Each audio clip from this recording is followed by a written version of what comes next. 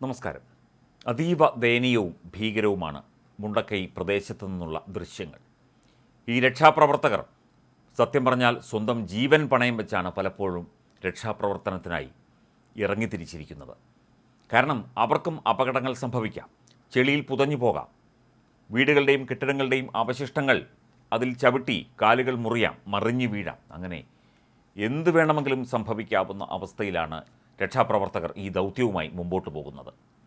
ചിലപ്പോൾ മണ്ണിൽ അമർത്തി ചവിട്ടിയാൽ കാലിൽ തടയുന്നത് ഏതെങ്കിലും മനുഷ്യ ശരീരമാകാം, ചിലരുടെ അമ്മയോ അച്ഛനോ പൊന്നോമന മക്കളോ ആകാം.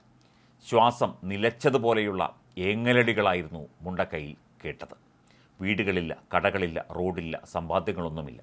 ചിതറിക്കിടക്കുന്ന പാത്രങ്ങൾ, വീട്ടുപകരണങ്ങൾ, വസ്ത്രങ്ങൾ, ഉടമകളെ നഷ്ടപ്പെട്ട് അലഞ്ഞു നടക്കുന്ന കന്നുകാലികൾ, വളർത്തുനായ്ക്കൾ, എങ്ങും വേദനിപ്പിക്കുന്ന കാഴ്ചകൾ മാത്രം. വെറും ചെളിക്കുഴമ്പ് പോലെ മുണ്ടക്കൈ അങ്ങാടി ഇപ്പോഴില്ല. ഉരുൾപൊട്ടൽ വീതി കൂട്ടിയ പുഴയോരത്ത് കുറച്ച് കടകളും വീടുകളും മാത്രം. ചില വീടുകളുടെ പോർച്ചിനുള്ളിൽ വാഹനങ്ങൾ ഞെരിഞ്ഞമർന്ന് കിടക്കുന്നു. മണ്ണിനോട് ചേർന്ന് കാണുന്നത് വീടിൻ്റെ മേൽക്കൂരകളാണ്. വീടിനുള്ളിൽ നിന്ന് ദുർഗന്ധം പരക്കുന്നു. 4 പേരുള്ള വീടായിരുന്നു, ഉള്ളിൽ എത്ര പേർ മരിച്ചു കിടക്കുന്നു എന്നറിയില്ല എന്നൊക്കെയാണ് നാട്ടുകാർ രക്ഷാപ്രവർത്തകരോട് പറയുന്നത്. രക്ഷാപ്രവർത്തനം അതീവ അപകടം തന്നെയായിരുന്നു. എവിടെയാണ് കിണറുകളും കുഴികളുമെന്നറിയില്ല. തകർന്ന വീടുകളിലെ കമ്പികൾ തുളച്ചു കയറി പരിക്കേറ്റവർ ഏറെ. വീടുണ്ടായിരുന്ന സ്ഥലത്തെ മണ്ണിൽ കുത്തിയിരുന്ന് ഏങ്ങലടിക്കുന്നവരെ ആശ്വസിപ്പിക്കാൻ കഴിയാതെ ഉറ്റവർ. ഇതിനിടെ കൂട്ടനിലവിളികൾ. അത് കേൾക്കുമ്പോൾ അറിയാം ഒരു മൃതശരീരം കൂടി കണ്ടെത്തിയിട്ടുണ്ട് എന്ന്.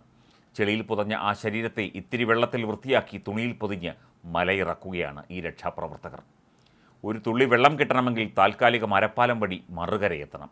പട്ടാളം ഹെലികോപ്റ്ററിൽ നിന്ന് താഴേക്ക് എറിയുന്ന വെള്ളവും ലഘുഭക്ഷണവുമാണ് ആകെയുള്ള ബലം. എങ്കിലും സഹജീവികളെ തേടിയിറങ്ങുന്ന മനുഷ്യരുടെ അടങ്ങാത്ത സ്നേഹം തുടരുകയാണ്. മുണ്ടക്കൈ ഇനിയൊരു പഴയ ചിത്രം മാത്രമായിരിക്കും. തിരിച്ചറിയാൻ കഴിയാത്ത വിധം തങ്ങളുടെ നാട് മാറിയതായി ഇവിടെയുള്ളവർ പറയുന്നു. ആകെ കുറച്ചുപേരെ മാത്രമാണ് രക്ഷിക്കാനായത്. 70-ലധികം ആളുകൾ ഇപ്പോഴും മണ്ണിനടിയിൽ ഉണ്ടാകാം. ദുരന്തഭൂമി ചൂണ്ടിക്കാണിച്ച് നെടുവീർപ്പോടെ മുൻ പഞ്ചായത്ത് അംഗം പറയുന്നു. പുഞ്ചിരിമട്ടത്തേക്കുള്ള റോഡ് തുടങ്ങുന്നതിന് സമീപത്തായി കുറച്ച് കടകൾ ഉണ്ടായിരുന്നു. തൊട്ടടുത്തായി ഒരു പോസ്റ്റ് ഓഫീസും ഏതാനും വീടുകളും. ഇതിന് താഴെയായി എസ്റ്റേറ്റ് ഓഫീസ്. കുറച്ചുകൂടി താഴെയുള്ള സീതമ്മക്കുണ്ട് വെള്ളച്ചാട്ടം ഇപ്പോൾ കാണാനില്ല. പാറക്കൂട്ടങ്ങൾ നിറഞ്ഞ സ്ഥലമായിരുന്നു ഇവിടം. ആ പാറക്കൂട്ടങ്ങൾ അടക്കം ഒഴുകിപ്പോയി. 2 എസ്റ്റേറ്റ് പാടികൾ ഉണ്ടായിരുന്നു. വലിയ പാറക്കല്ലുകൾ മൂടിക്കിടക്കുന്ന സ്ഥലം ചൂണ്ടിക്കാട്ടി ആളുകൾ പറയുന്നു. ഈ ഭാഗത്ത് ഇപ്പോൾ കുത്തിയൊഴുകുന്ന ഒരു തോട് മാത്രമാണ്. വെള്ളലിപ്പാറയിൽ നിന്നാണ് ഉരുൾപൊട്ടൽ ഉണ്ടായത്. ഇതിന് താഴെയാണ് പുഞ്ചിരിമട്ടം. 40-ൽ-അധികം വീടുകളുണ്ടായിരുന്ന സ്ഥലമാണിത്.